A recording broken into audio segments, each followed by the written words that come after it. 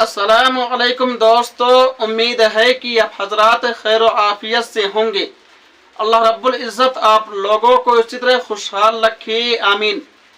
आज 19 सितंबर 2025 दिन जुमा है। क्या आइलम मोहम्मद सल्लल्लाहु अलैहि वसल्लम बोलना जुर्म है? क्या आइलम मोहम्मद मुसलमान बोल नहीं सकते हैं? दोस्तों, ये खबर सुनने और देखने को मिल रही है कि ईद मिलादुन नबी के मौके पर कानपुर के मुसलमान आइलम मोहम्मद का एक बैनर और एक पोस्टर लगाते हैं, जिसकी वजह से कानपुर के 15 मुसलमानों पर FIR दर्ज हो जाता है।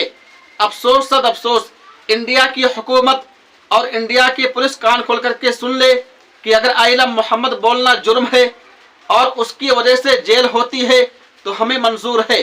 हम एक बार नहीं 1 लाख बार आइलम मोहम्मद बोलेंगे, कहेंगे आइलम मोहम्मद, आइलम मोहम्मद सल्लल्लाहु अलैहि वसल्लम।